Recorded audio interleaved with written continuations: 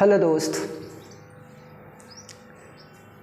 सबसे पहले आप लोग क्या करें दोस्त, शेयर कर दें फेसबुक, इंस्टाग्राम, टेलीग्राम, जिस तरह से हो सके ना उस तरह से आप लोग क्या करें, अच्छी तरह से शेयर कर दें दोस्त। मणिकांत है, सूर्यभान है, ऋतिक रोशन है, प्रियांशु है,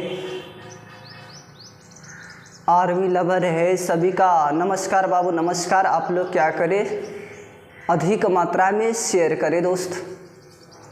और आज महामैराथन है दोस्त, बिहार पुलिस का महामैराथन है। आप लोग आज अच्छी तरह से शेयर करना है, सबसे ज़्यादा शेयर करना है दोस्त। अगर जिन व्यक्ति को बिहार पुलिस में अभी एग्ज़ाम नहीं हुआ है, 18, 21 और 25 और 28 का जिनका एग्ज़ाम है, वह सिर्फ आज अच्छी तरह से पढ़ाई को पढ़ना है। करेंट अफेयर्स एक प्रश्न नहीं छूटेगा दोस्त, यहाँ से आप लोग देख लीजिएगा अच्छी तरह से, तो आप हमको नहीं लगता है कि एक भी प्रश्न छूटेगा। तो आप लोग धीरे धीरे क्या करना, नोट्स करते हुए चलना, कॉन्फिडेंस क्षमता यूनिवर्सिटी बढ़ता हुआ चला जाएगा और सिलेक्शन के पास होगा दोस्त। तो मेहनत तो करना पड़ेगा दोस्त, चाहे जिस तरह से मेहनत करो, मेहनत तो करना ही पड़ेगा। और महामैराथन आज है दोस्त, महामैराथन। चलते हैं प्रश्न की ओर दोस्त।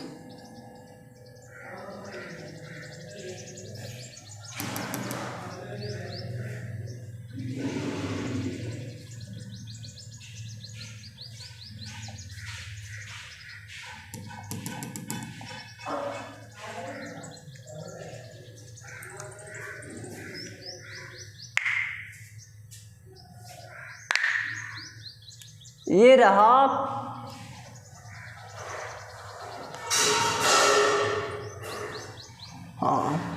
ये रहा आज का करेंट अफेयर्स।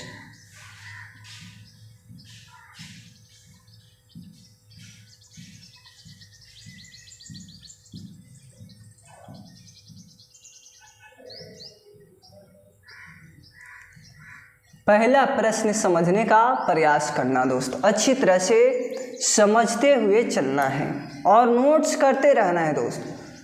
नोट्स आप लोग क्या करना दोस्त, अच्छी तरह से करते हुए चलना है और बहुत बारीकी से समझना है दोस्त, बहुत बारीकी से समझते हुए चलना है। T20 विश्व कप 2024 किसने जीता है? 2024 में T20 जो हुआ है ना दोस्त, T20 और 2024 में किसने जीता है? तो भारत जीते, भारत। याद रखना है दोस्त, आपका भारत करेक्ट आंसर हो जाएगा। भारत आपका करेक्ट आंसर हो जाएगा, ये याद रखना है। अब देखो G20 की स्थापना बताना दोस्त, G20 की स्थापना कब होता है? स्थापना G20 की स्थापना बताना 1999 में होता है, 1999 में होता है। 1999 याद रखना दोस्त, 1999। और देखो 1999 में और होते हैं, GI टैग की स्थापना होता है, GI टैग की स्थापना होता है। जो शाही लीची को GI टैग मिला है ना मुजफ्फरपुर में, शाही लीची का GI टैग मिला है और मुजफ्फरपुर में लीची के लिए प्रसिद्ध है और लीची का नाम है शाही लीची, ठीक है। अब देखो तन्नी सुन और देखना दोस्त, 1999 में ही जयप्रकाश नारायण को, जयप्रकाश नारायण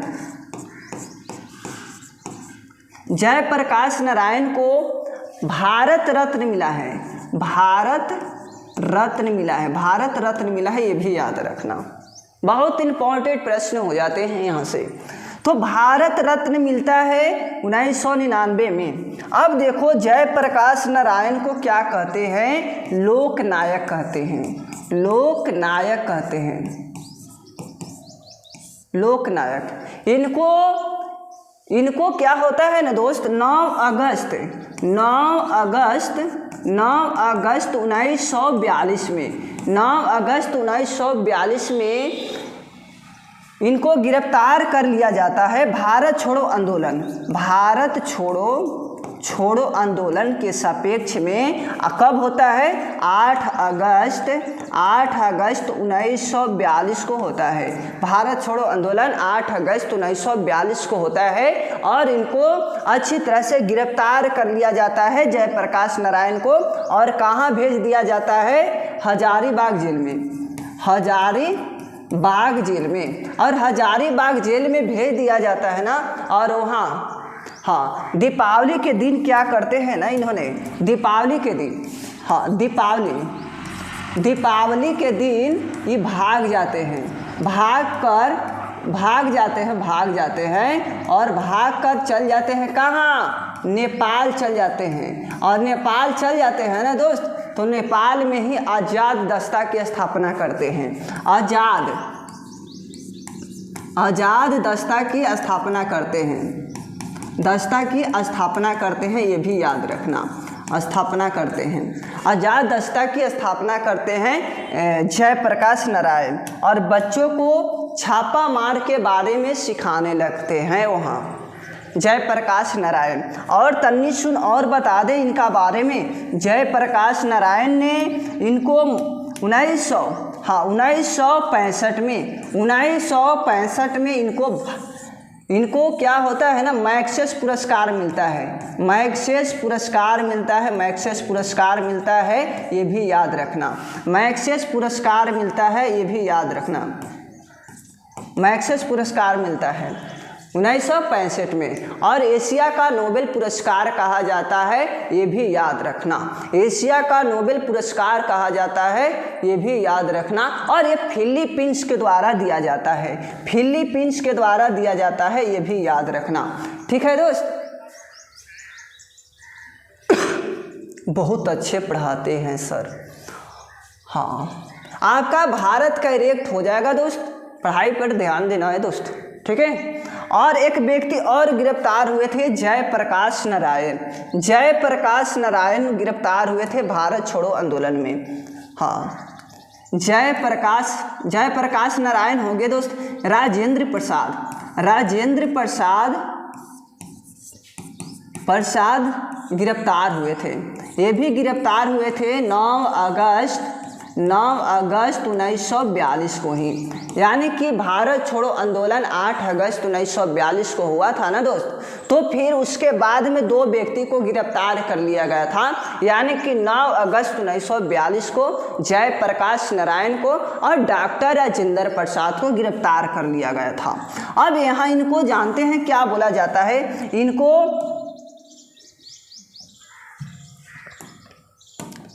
इनको राष्ट्र की गहना कहा जाता है, राष्ट्र की गहना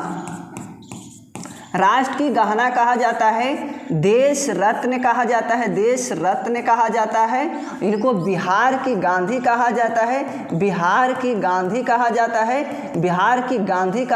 है, ये भी याद रखना। और इनको आज़ाद शत्रु कहा जाता है, आज़ाद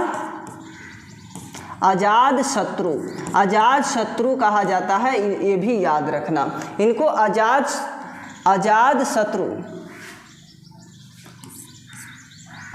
शत्रु कहा जाता है, आज़ाद शत्रु याद रखना दोस्त, ऐसे होगा आज़ाद शत्रु, ठीक है। आज़ाद शत्रु कहा जाता है इनको। अब देखो ये प्रथम बौद्ध संगीति में, हाँ प्रथम बौद्ध संगीति हुआ था ना दोस्त, तो ये राजकाल इन्हीं का था, राजकाल कह सकते हैं, राजा यही था दोस्त, राजा बौद्ध संगीति होता है आपको 483 में होता है, यानी कि फर्स्ट बौद्ध संगीति होता है, ये भी याद रखना। और कहाँ होता है, राजगीर राजगीर में होता है, राजगीर में होता है। और फर्स्ट समिति का अध्यक्षता कौन करता है, राजा कौन था, अजातशत्रु था, ये भी याद रखना। तो ये सब इम्पोर्टेंट पड़ जाता है। अब तन्नी सुन और बता दे दोस्त, जयप्रकाश नारायण के बारे में,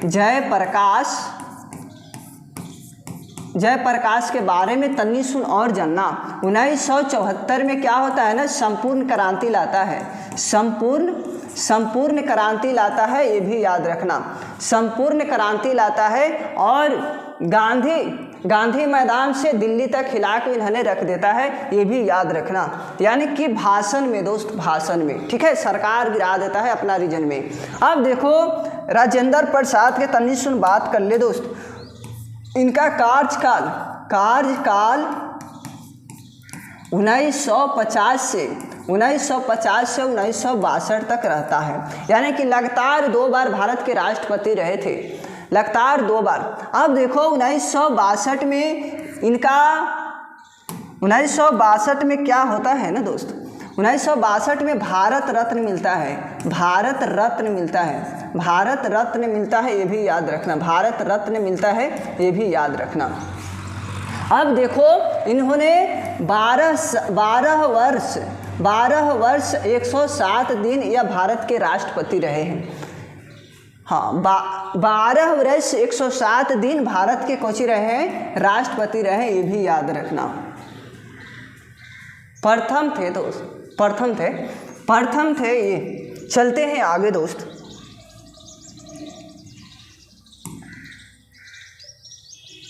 आपका भारत का रिएक्ट हो जाएगा दोस्त, साथ साथ जीके जीएस भी आपका कंप्लीटेड हो जाएगा।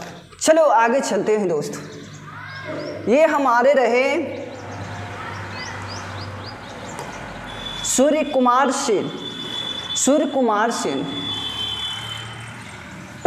इनके बारे में जानेंगे।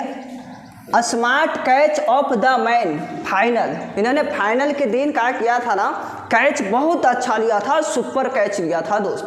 और इन्होंने सूर्य कुमार यादव नाम है, इनको अच्छी तरह से याद रखना। Smart catch of the man, match final में इन्होंने सूर्य कुमार यादव की तरफ से हम लोग क्या किए थे, अच्छी तरह से भारतवासियों ने जीत चुका था।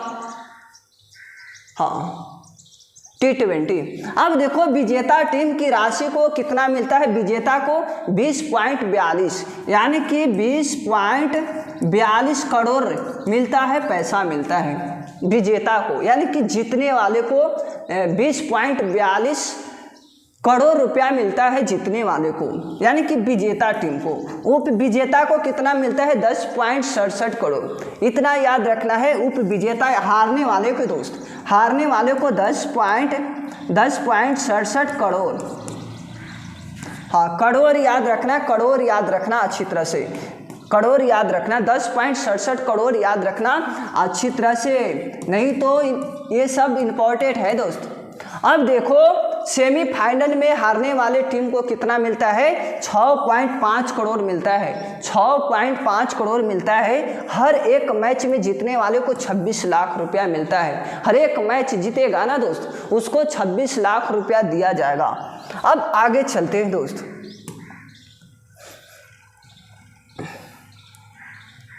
हाँ, T20 विश्व कप 2024 में हुआ है। कितने टीमों की संख्या कितना था, तो टीम की संख्या याद रखना 20 था। टीम की संख्या दोस्त कितना था, 20 था, ये भी याद रखना। टीम की संख्या 20 था। और कुल मैच कितना खेला गया था, तो बताना 55 गो। कुल मैच कितना खेला गया था, तो 55 गो याद रखना, 55 गो आपका करेक्ट होगा। और फाइनल मैच में ऑफ द मैच किसको मिला है, विराट कोहली को मिला है, विराट कोहली को मिला है। याद रखना दोस्त, याद रखना, बहुत अच्छी तरह से याद रखना। ये देखो ये संस्करण कैमा था दोस्त, आपका 9वां याद रखना है। ये जो T20 का संस्करण होता है ना, कैमा खिलाया गया था, तो 9वां याद रखना, 9वां। और 20 टीम ने भाग लिया था, 20 टीम ने भाग लिया था, टीम ने। और कितना मैच खेला गया है, मैच कितना खेला गया है, तो याद रखना, मैच कितना खेला गया है, तो 55 गो याद रखना दोस्त, मैच 55 गो याद रखना है। अब चलते हैं आगे। मेजबान देश कहाँ हुआ था? वेस्ट इंडीज और संयुक्त राज्य अमीरात याद रखना, अमेरिका दोस्त, अमेरिका याद रखना अच्छी तरह से। विजेता टीम भारत रहा और दूसरी बार ये जीता है और प्रथम 2007 में इन्होंने जीत चुका है 2007 में, ये भी याद रखना। अब देखो उप विजेता दक्षिण अफ्रीका है। उप विजेता कौन है दोस्त? दक्षिण अफ्रीका है। और विजेता कौन है? भारत है। कितने टीम भाग लिए थे? तो 20 टीम भाग लिए थे। और कितने मैच खिलाया गया था? तो 55 याद रखना, 55 मैच खिलाया गया था। और ये भी याद रखना दोस्त, हाँ 55 मैच खिलाया गया था ना। कैमा संस्करण था? तो 9वां संस्करण था, ये भी याद रखना, 9वां संस्करण था, ये भी याद रखना। एकदम सारे पॉइंट को क्लियर करते हुए चलना है आगे, ठीक है। अब देखो अच्छी तरह से देखना है दोस्त, संगीत नाटक अकादमी पुरस्कार, संगीत नाटक अकादमी पुरस्कार के बारे में जानना जरूरी है दोस्त, बहुत इंपॉर्टेंट पड़ जाता है ये प्रश्न। संगीत के क्षेत्र में आपका पुरस्कार दिया जाता है और इनको अच्छी तरह से जानना बहुत जरूरी है। संबंधित है संथाल जनजाति से संबंधित है। और संगीत और नेतृत्व अभियान के लिए बिहार के 5 कलाकारों को संगीत नाटक अकादमी पुरस्कार से सम्मानित किया गया है। 5 व्यक्ति को संगीत नाटक अकादमी पुरस्कार दिया गया है। और किनको द्वारा? भारत के राष्ट्रपति द्रौपदी मुर्मू के द्वारा। और इनका जन्म याद रखना उड़ीसा के क्षेत्र में होता है। संथाल जनजाति से संबंधित है इन्होंने। अब चलते हैं आगे दोस्त। अब यह पुरस्कार साल 2022 और 23 के लिए घोषित की गई है। ये याद रखना, ये पुरस्कार है ना 2022 और 2023 के लिए ये घोषित किया गया है पुरस्कार को। और याद रखना द्रौपदी मुर्मू के द्वारा दिया गया है संगीत अकादमी पुरस्कार। और कब स्टार्ट होता है? 28 फरवरी 2024 को स्टार्ट होता है। और याद रखना 22 और 23 के लिए यह घोषित किया गया था। 5 कलाकारों को दिया जाता है, ये भी याद रखना। अब देखो दोस्त, गायक भरत शर्मा आपका व्यास है ना, उनको एक दिया गया था। अब नाटक लेखक आसिफ अली हैदर खान को दिया गया था। अब याद रखना सुगम संगीत के लिए सीताराम सिन्हा को दिया गया है। सीन है तो सिन्हा नहीं है। अब देखो मैथिली रंगमंच की अभिनेत्री प्रेमलता को दिया गया है, मैथिली से संबंधित है और प्रेमलता को दिया गया था, ये याद रखना। अब ये देखो बिहार लघु उद्यमी योजना 2024, बिहार लघु उद्यमी योजना 2024 बहुत अच्छी तरह से समझना है दोस्त। ये देखो हाल ही में बिहार सरकार ने बिहार लघु उद्यमी योजना लाया है और 2024 में लाया है, ठीक है। कब लाया गया है? 2024 में आया है दोस्त। और लगभग 94 लाख परिवारों को प्रति परिवार 2 लाख की है, 2 लाख की, अच्छी तरह से याद रखना। गंगा, गंडक, कोसी, महानंदा, बूढ़ी गंडक और कमला, बागमती आदि नदियों के लिए किनारे संवेदनशीलता क्षेत्र के लंबे समय तक कटाव से बचाने के लिए उन्नत उपाय लागू किए जाएंगे अच्छी तरह से, इसका भी याद रखना सारे को।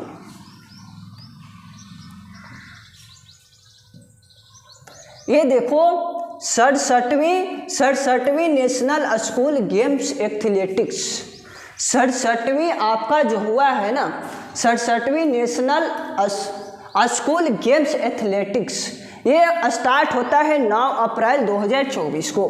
9 अप्रैल 2024 को स्टार्ट होता है, 2024 को स्टार्ट होता है। और पाटलिपुत्र में होता है, पाटलिपुत्रा में होता है। और खेल परिषद के कंकड़बाग में 67वीं कंकड़बाग आपका 67वीं आयोजित हुआ था national school games athletic championship 2024। और देखो समापन हो गया है। सबसे पहले इसको समझना है, बहुत अच्छी तरह से समझना है कि 67वीं नेशनल स्कूल गेम्स एथलेटिक्स कब स्टार्ट होता है? 9 अप्रैल 2024 को स्टार्ट होता है। कहाँ होता है तो बताना, पाटलिपुत्र के खेल परिषद में कंकड़बाग पटना के क्षेत्र में होता है। और अच्छी तरह से 67वीं होता है, ये भी याद रखना। कैवीं होता है? 67वीं होता है, ये भी याद रखना। और नेशनल स्कूल गेम्स एथलेटिक्स होता है, नेशनल स्कूल गेम्स एथलेटिक्स होता है। और 2024 में समापन हो गया है। अब देखो अच्छी तरह से याद रखना। और यह प्रतियोगिता 4 दिनों तक चला था। ये प्रतियोगिता जो होता है ना दोस्त, ये प्रतियोगिता हुआ 4 दिन तक हुआ है। बोध गया का 6ठा दीक्षांत समारोह। सबसे पहले बोध गया जो है ना दोस्त, बोध गया को 2002 में यूनेस्को की सूची में शामिल कर लिया गया है। यूनेस्को की सूची में शामिल कर लिया गया है 2002 में, ये भी याद रखना। एक और है बिहार में, ये भी याद रखना, वे है नालंदा। हाँ, नालंदा को भी शामिल कर लिया गया है 2016 में। 2016 में याद रखना, 2016 में शामिल कर लिया गया है, ये भी याद रखना। हाँ, नालंदा विश्वविद्यालय है, विश्वविद्यालय याद रखना। नालंदा विश्वविद्यालय को 2016 में यूनेस्को की सूची में शामिल कर लिया गया था, ये भी याद रखना। और बिहार में 2 को ही तो, अब देखो ये हो गया और ये हो गया, नालंदा विश्वविद्यालय। अब देखो अच्छी तरह से देखना। अब ये जो 6ठा दीक्षांत समारोह है, कमा है 6ठा दीक्षांत आपका समारोह है। और 7 अप्रैल 2024 को भारत के उपराष्ट्रपति अच्छी तरह से इन्होंने जगदीश धड़ंकर गया पहुँचे और उन्होंने IIM बोध गया के 6ठे दीक्षांत समारोह में भाग लिए थे। सबसे पहले इसको अच्छी तरह से समझने का प्रयास करना है। बोल रखा है कि बोध गया का 6ठा दीक्षांत समारोह हुआ था, यानी कि बोध गया में 6ठा दीक्षांत समारोह होता है, सभा होता है। और वहाँ पर कब होता है? 7 अप्रैल 2024 को, 7 अप्रैल 2024 को होते हैं। और हमारे भारत के उपराष्ट्रपति जगदीश धड़ंकर जी ने अच्छी तरह से गया पहुंचते हैं और IIM बोध गया के 6ठे दीक्षांत समारोह में भाग लिया। और उन्होंने अच्छी तरह से, उनके साथ राज्यपाल भी थे, विश्वनाथ आलेंकर जी थे। राज्यपाल अभी कौन है तो विश्वनाथ आलेंकर जी हैं। और IIM बोध गया में चेयरपर्सन उदय कोटक भी मौजूद रहे। अब आगे देखना है तो अच्छी तरह से देखना है। ये देखो बोध गया बोधि मंदिर वर्ष यूनेस्को की सूची में 2002 में शामिल कर लिया गया था, ये भी याद रखना, महाबोधि मंदिर को। और नालंदा विश्वविद्यालय को 2016 में शामिल कर लिया गया है यूनेस्को की सूची में। अब देखो अच्छी तरह से young globe of the world 2024 में चुना गया है, यानी कि young globe leader of the world 2024 में चुना गया है। अच्छी तरह से समझने का प्रयास करें। बिहार के सिवान जिले के शारदा सागर ने अच्छी तरह से विश्व आर्थिक मंच द्वारा young globe leader of the world 2024 का चुना गया है। आपका अच्छी तरह से याद रखना, शारदा सागर जी, हाँ शारदा सागर जी है, शरद सागर नहीं है, शारदा है। अब देखो अच्छी तरह से, और young globe leader of the world 2024 में चुना गया है।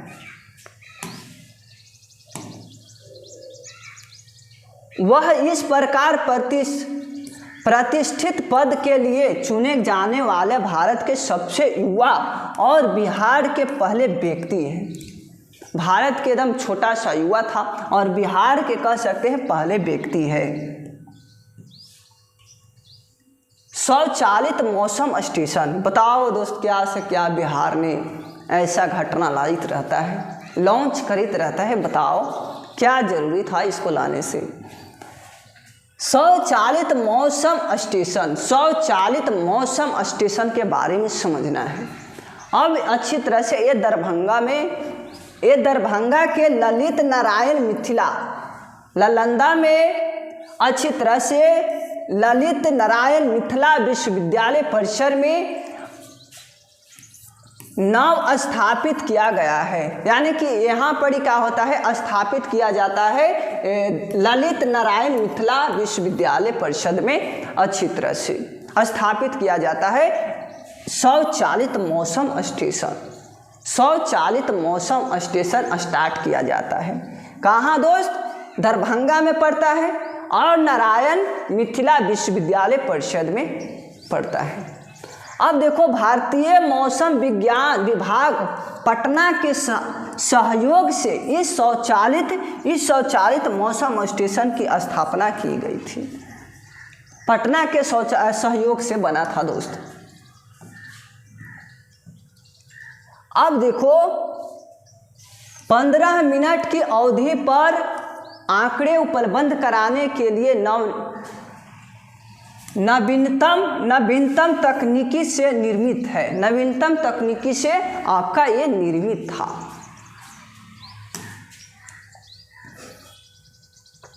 वर्ल्ड एथलेटिक क्रॉस चैंपियनशिप, अच्छी तरह से इनको बारे में जानना है। वर्ल्ड एथलेटिक्स क्रॉस चैंपियनशिप अब देखो कब स्टार्ट होता है, 30 मार्च 2024 को पटना पुलिस में सिपाही के पद पर कार्यरत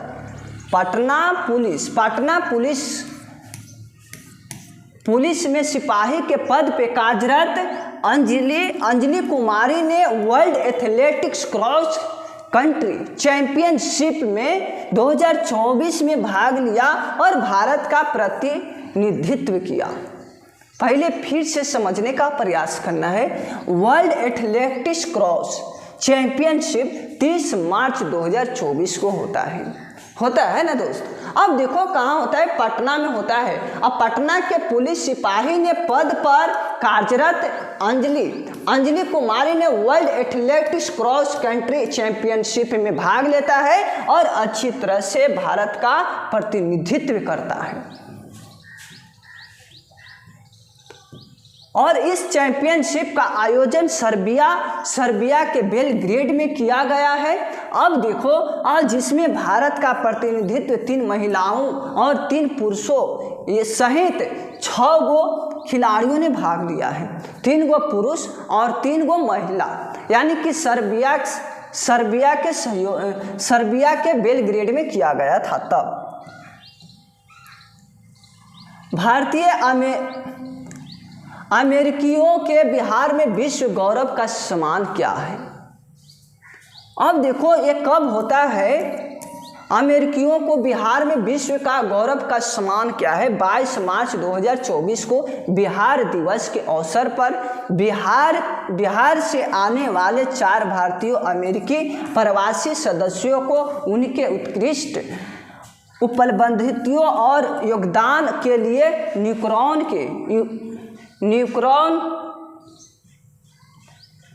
न्यूक्रॉन में सम्मानित किया गया है। सबसे पहले इसको समझना है, स्टार्ट हुआ है 22 मार्च 2024 को और बिहार दिवस हम लोग मनाते हैं कब, 22 मार्च को मनाते हैं। अब देखो 22 मार्च को हम लोग क्या मनाते हैं, जल दिवस। और बिहार दिवस 2010 से मनाना लगा है, 2010 से मनाया जा रहा है दोस्त। और किसके? नीतीश कुमार के कहने पर, है ना, नीतीश कुमार शुरू किए हैं, ये भी याद रखना। नीतीश कुमार शुरू किए हैं, ये भी याद रखना। 2010 से बिहार दिवस मनाने के लिए सबसे पहले बिहार जल दिवस पर आया जाए दोस्त। जल दिवस, जल दिवस 22 मार्च को मनाते हैं। जल दिवस हम लोग 22 मार्च को मनाते हैं। अब देखो ये कैमा मनाया जा रहा था, हाँ 2022 में देख लो दोस्त, कैमा मनाया जाएगा जल दिवस, तो 110वां कहना, 110वां दोस्त, 110वां। अब देखो तन्नी सुन और समझने का प्रयास करना, इसका थीम क्या हो जाता है? थीम बताना, जल जीवन हरियाली, जल जीवन हरियाली, जल जीवन हरियाली, इसको याद रखना है, इसका थीम रहता है दोस्त। जल जीवन हरियाली इसका क्या रहता है? थीम रहता है, ये भी याद रखना। अब देखो 2023 की बात है दोस्त, 2023 में देखो इसका कैमा मनाया जाएगा, तो बताना 111वां मनाया जाएगा जल दिवस। क्या मनाया जाएगा दोस्त? जल दिवस मनाया जाएगा, जल दिवस मनाया जाएगा, ये भी याद रखना। अब देखो बहुत बारीकी से समझने का प्रयास करना है। अब इसका थीम याद रखना, इसका थीम क्या होता है अच्छी तरह से बताना। थीम याद रखना, युवा शक्ति, युवा शक्ति, युवा शक्ति प्रगति, प्रगति, प्रगति याद रखना, युवा शक्ति प्रगति याद रखना। अब तन्नी सुन और बता दे दोस्त, और बता दे। अब देखो 2024 में आपका जल दिवस मनाया गया है, और जल दिवस कैमा मनाया गया है ये भी बताना, 112वां मनाया जाएगा जल दिवस। और इसका थीम बताओ अच्छी तरह से, आप लोग क्या करना, थीम बताओ दोस्त। थीम क्या होता है ये बताने का प्रयास करना। थीम आपका क्या होता है? हाँ, शांति, शांति, शक्ति, जल जीवन हरियाली,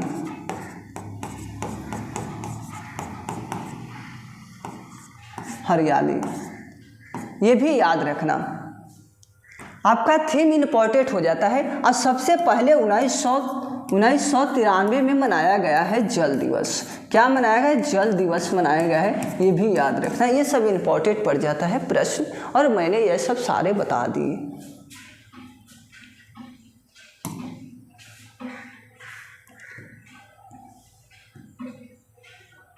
पटना के ट्रांसजेंडर में मोनिका दास बनी चुनाव आयोग की बिहार स्टेट आइकन बना है दोस्त।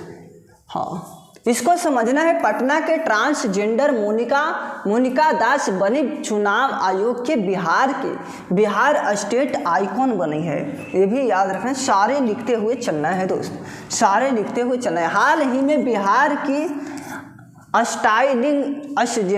ट्रांसजेंडर नाम है मशहूर मोनिका दास को राज्य चुनाव आयोग ने निर्वाचन प्रक्रिया में ट्रांसजेंडर समुदाय की सक्रिय सहभागिता को सुनिश्चित करने के लिए स्टेट आइकन बनाया गया है।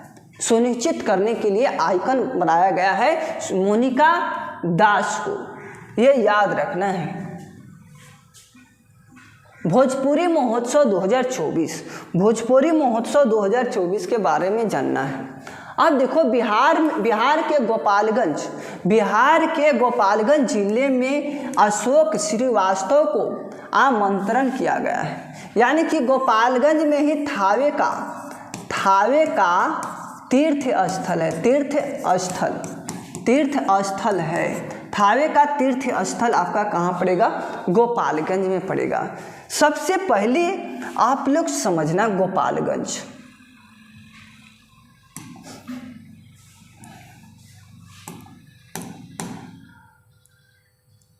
गोपालगंज के बारे में जानना।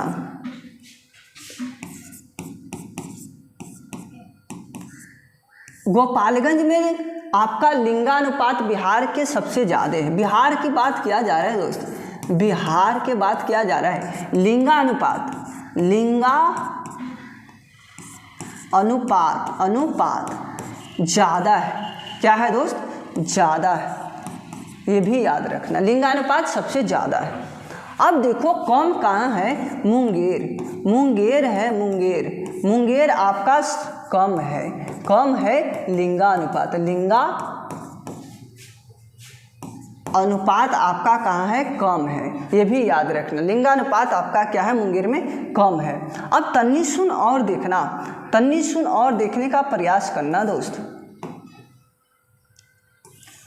ये लिंगानुपात होता है कि आपका लिंगानुपात 1000 पुरुषों पर महिलाओं की जनसंख्या, उससे लिंगानुपात कहा जाता है दोस्त, उससे ही लिंगानुपात कहा जाता है, ये भी याद रखना। अगर भारत लेवल पे बोला जाए ना कि लिंगानुपात बताइए तो क्या बताइएगा?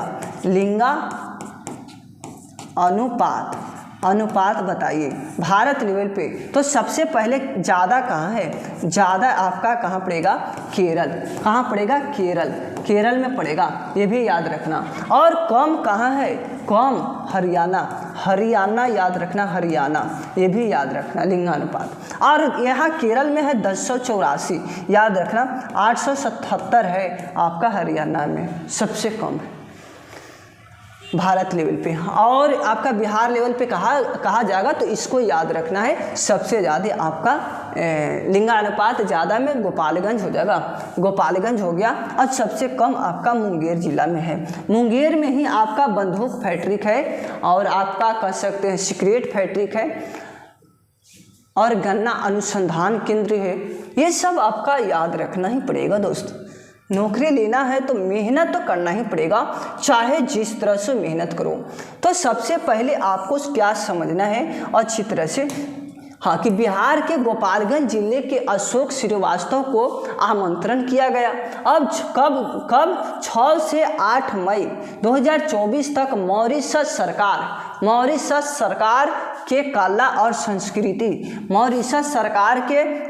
और संस्कृति के आमंत्रण की ओर से बोले मारे फलक। अब देखो अच्छी तरह से मैं भोजपुरी महोत्सव 2024 में आयोजन किया गया था। अब देखो महोत्सव का उद्घाटन मॉरिशस के माननीय मॉरिशस के प्रधानमंत्री आपका प्रविद जगन्नाथ ने किया, जबकि समापन कौन किया? राष्ट्रपति पृथ्वीराज सिंह ने। और रुपुन के संबोधन में हुआ था, ये भी याद रखना।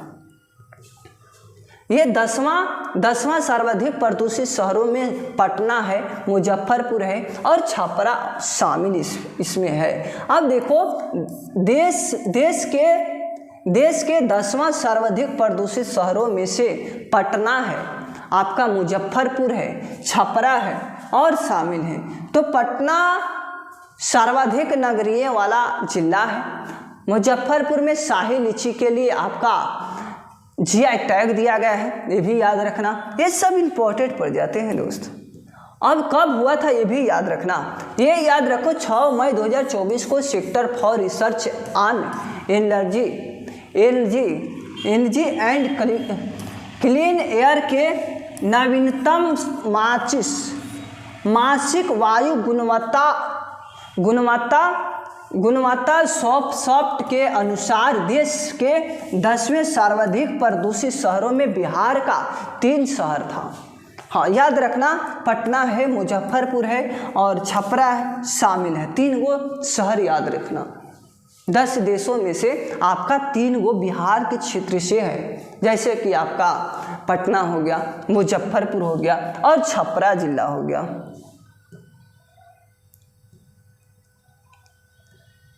इसको देखा जाए 6 महीने या उसके ज़्यादा जेल हुए तो मुखिया या सरपंच की कुर्सी जाएगी और नहीं लड़ सकेंगे पंचायत चुनाव।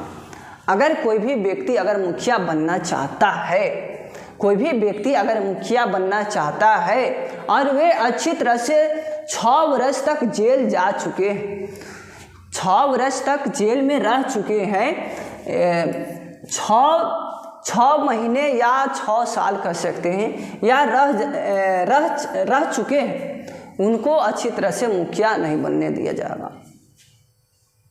फिर से समझना है, 6 महीने या इससे ज़्यादा जेल हुए तो 6 महीने या इस 6 महीना से ज़्यादा अगर जेल होता है तो वे व्यक्ति मुखिया नहीं लड़ सकता है, मुखिया का चुनाव नहीं लड़ सकते हैं, नहीं सरपंच की कुर्सी पे वे बैठा हुआ नहीं रह सकते हैं, या कह सकते हैं कि चुनाव नहीं लड़ सकते हैं। चुनाव वे व्यक्ति नहीं लड़ सकता है जब वे 6 महीना के उसका बाद हो, 6 महीना से ज़्यादा वे जेल में खट चुका हो। अब देखो 25 अप्रैल 2024 को बिहार पंचायत राज विभाग निर्देश जारी किया और कहा कि किसी भी व्यक्ति के अगर 6 महीने या उससे ज़्यादा की जेल की सज़ा होती है, यानी कि 6 महीना तो है ही, 6 महीना ऐसे रह चुका है, और फिर क्या होता है उससे अगर ज़्यादा दिन तक वे क्या होता है जेल में सज़ा होता है उसका, तो वे कभी भी पंचायत चुनाव नहीं लड़ सकेंगे और पंचायत प्रतिनिधित्व की कुर्सी भी जाएगी। पंचायत चुनाव का उसका भी क्या होगा, अच्छी तरह से कुर्सी भी जाएगी उसका। तो ध्यान दे दे दोस्त, ये लॉन्च हो चुका है आपका। अब देखो पटना बाढ़ के मामले में देश में सर्वाधिक संवेदनशील है। अब देखो हाल ही में IIT दिल्ली और IIT रुकड़ी के शोधकर्ताओं द्वारा विकसित जिला स्तरीय बाढ़ और गंभीरता सूचकांक के अनुसार भारत में सबसे भीषण बाढ़ पटना में आती है और इसके बाद पश्चिम बंगाल में मुर्शिदाबाद और महाराष्ट्र के ठाणे का स्थान आता है। तो बहुत बारीकी से समझते हुए चलना है दोस्त। बिहार के नए आरक्षण कानून को पटना हाईकोर्ट ने रद्द किया। नए कानून को पटना हाईकोर्ट ने क्या किया, रद्द किया है। ठीक है, अब देखो 20 जून 2024 को यह पटना हाईकोर्ट ने सरकारी नौकरियों और शिक्षण संस्थाओं में एसी और एसटी, ओबीसी और ईबीसी को 50% के ज़्यादा 65% आरक्षण देने के बिहार सरकार के फैसले को रद्द कर दिया। 50% नहीं दिया जाएगा।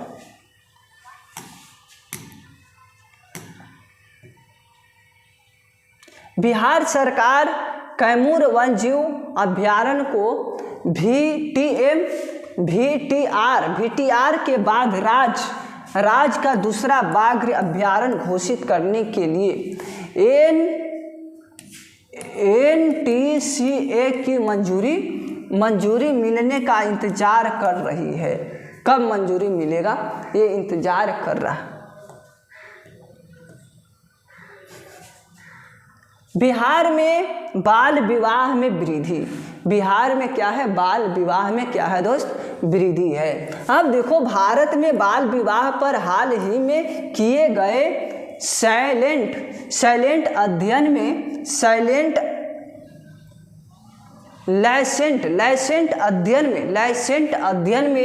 देश भर में बाल विवाह में समग्र कमी पर प्रकाश डाला गया है। अब देखो हालांकि इसमें इस बात जोर दिया गया कि कुछ राज्यों और विशेष रूप से बिहार 16.7% है। अब राष्ट्रीय परिवार स्वास्थ्य सर्वेक्षण बालिकाओं की शादी 18 साल से पहले हो जाती। हाँ बिल्कुल हो जाती है दोस्त। बिहार दिवस 2024, अब 22 मार्च 2024 को राज्य भर में बिहार दिवस मनाया गया है। और श्री नीतीश कुमार, हाँ नीतीश कुमार ने 2010 से स्टार्ट करवाया था कि बिहार दिवस मनाया जाएगा। बिहार दिवस मनाया जाएगा 2010 में इन्होंने स्टार्ट करा था। अब देखो बिहार राज्य की स्थापना के 112वां वर्ष पूरे होने की प्रतीक है ना। चलते हैं आगे दोस्त। नाबार्ड ने बिहार के लिए ऋण क्षमता का प्रोजेक्ट, अब राष्ट्रीय कृषि और ग्रामीण विकास बैंक नाबार्ड 2024 और 25 में बिहार के लिए आपको इतना धनराशि करोड़ याद रखना है और ऋण क्षमता का अनुमान लगाया।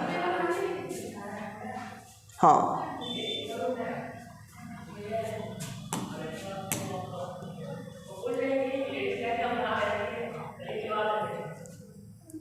यह छोटे उद्योगों, कुटीर उद्योगों और ऐसे किसी भी अन्य गांव या ग्रामीण परियोजनाओं के विकास के लिए जिम्मेदार है।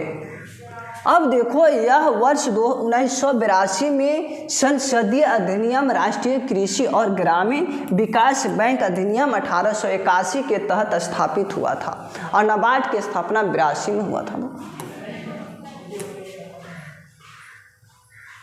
वाल्मीकि टाइगर रिजर्व बाघों की संख्या में वृद्धि हुई है। अब हाल ही में राष्ट्रीय बाघ संरक्षण अधिनियम ने आधारिका तौर पे बिहार के वाल्मीकि टाइगर रिजर्व VTR में बाघों का आबादी में वृद्धि की घोषणा की है। अब देखो इसमें बड़ी वाल्मीकियों में की संख्या में 31 वर्ष 2024, 54 वर्ष 2023 में वृद्धि देखने के लिए मिला था। 54 2023 में देखने के लिए मिला था दोस्तों। अब देखो VTR बिहार के पश्चिम चंपारण जिले में स्थित है, जो उत्तर में नेपाल और पश्चिम में आपका उत्तर प्रदेश का सीमा साझा करता है।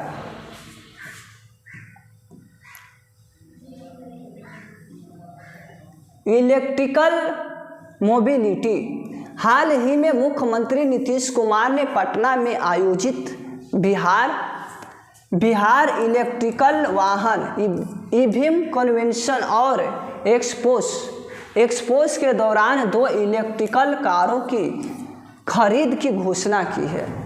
बताओ कितना फायदा होगा ये सब के।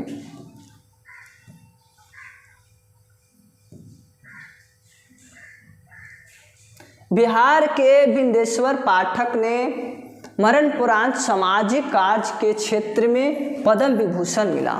इनको पद्म विभूषण मिलता है दोस्तों। हाँ पद्म विभूषण मिलता है मरणोपरांत के सापेक्ष में बुद्धेश्वर पाठक जी को। और चंद्रेश्वर प्रसाद ठाकुर को मेडिसिन के क्षेत्र में पद्म भूषण पुरस्कार दिया जाता है, मेडिसिन के क्षेत्र में। इनके अलावा बिहार के राजकुमार मल्लिक और अशोक कुमार और विश्वास शांति देवी और शिवम पासवान संयुक्त रूप में उसको कला के क्षेत्र में दिया जाता है। सुरेंद्र किशोर को साहित्य और शिक्षा पत्रकारिता के क्षेत्र में पद्म श्री पुरस्कार दिया गया है। पद्म श्री पुरस्कार दिया गया। पद्म पुरस्कार 2024 बिहार की 7 विभूतियाँ को मिला है। 7 को आपको विभूतियाँ को मिला है, यानी कहने का मतलब है कि 7 को विभूषण मिला है, ठीक है, 7 को विभूषण मिला है पुरस्कार। अब देखो पद्म पुरस्कार 2024 के लिए चयनित 132 हस्तियों को दिया गया है। अब देखो 5 हस्तियों को पद्म विभूषण, 5 हस्तियों को पद्म विभूषण,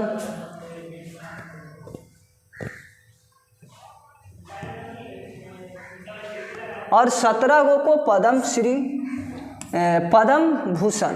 पद्म विभूषण अलग है और पद्म भूषण अलग है दोस्त, पद्म भूषण। और 110 को पद्म श्री सबसे ज़्यादा मिलता है, ज़्यादा लोग को मिलता है। राजगीर महोत्सव 2023। अब देखो 2 दिसंबर 2023 तक बिहार के नालंदा के 3 दिवसीय राजगीर महोत्सव का आयोजन किया गया है।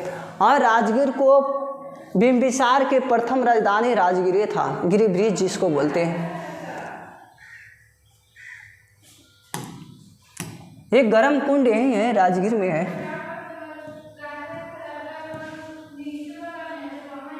बिहार के ज्योति सिन्हा को मिला सर्वश्रेष्ठ दिव्यांगजन का राष्ट्रीय पुरस्कार। 3 दिसंबर 2023 को अंतर्राष्ट्रीय दिव्यांगजन पुरस्कार पर राष्ट्रपति द्रौपदी मुर्मू ने नई दिल्ली में एक भव्य समारोह में बिहार के मुजफ्फरपुर के ज्योति सिन्हा को सर्वश्रेष्ठ दिव्यांग गजन को राष्ट्रीय पुरस्कार 2023 को सम्मानित किया गया है।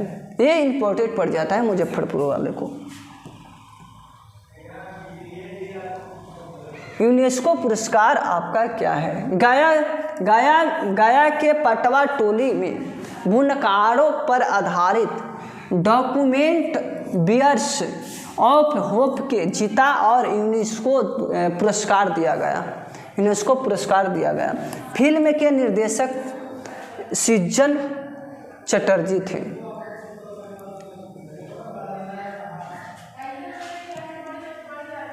पुनौरा धाम परिसर आपका 31 दिसंबर 2023 को मुख्यमंत्री नीतीश कुमार ने बिहार के सीतामढ़ी जिला के अंतर्गत आपका पुनौरा धाम मंदिर का शिलान्यास किया है। विकास कार्यों पर लगभग 72.74 करोड़ रुपये व्यय दिया गया है। बिहार के समस्तीपुर जिला में निवासी बासुकनाथ झा मैथिला भाषा की रचनाकार है। मैथिला भाषा के आपका क्या है? रचनाकार थे। और बासुकीनाथ झा को उनकी रचना के लिए राज्य सरकार की ओर से आपका ग्रियर्सन पुरस्कार हिंदी सम्मेलन में सहादृत सम्मान से विद्यापति सेवा स्थापना की ओर से मिथिला विभूति सम्मान साहित्यकार संसद की ओर से राष्ट्रीय शिखर साहित्य सम्मान के समेत आपका क्या होता है? अनेक प्रकार के पुरस्कार प्रदान किया जाता है।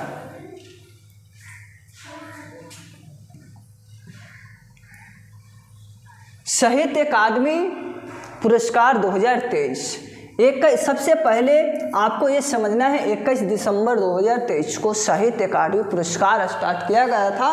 और मिथिला भाषा के लिए रचनाकार है वासुकीनाथ जो है ना 2023 का साहित्य अकादमी पुरस्कार दी गई है। और मिथिला साहित्य वासुकीनाथ झा को उनके मिथिला निबंध के लिए उनको अच्छी तरह से क्या होता है? संग्रहण समेत बोध संकेत के द्वारा अच्छी तरह से इनको पुरस्कार साहित्य के क्षेत्र में दिया जाता है और 2023 में प्रदान किया गया।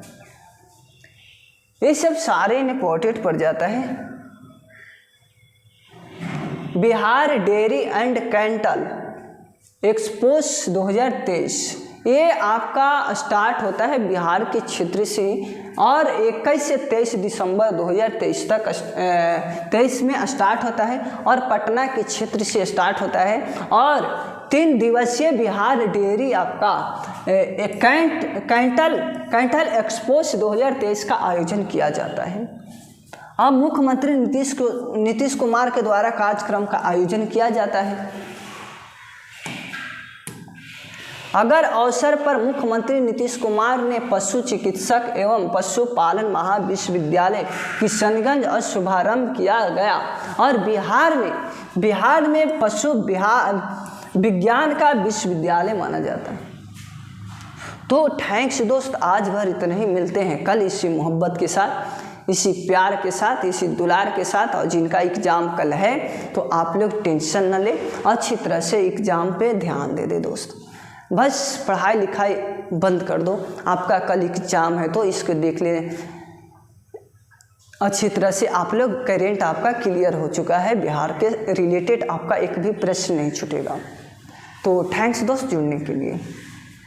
आप लोग के अच्छा सेशन लगा है और न्यू बच्चे हैं जुड़े हैं और चैनल को सब्सक्राइब नहीं किए हैं तो सबसे पहले आप लोग चैनल को सब्सक्राइब कर दे, लाइक कर दे, अधिक मात्रा में शेयर कर दे और मिलते हैं कल इसी मोहब्बत के साथ।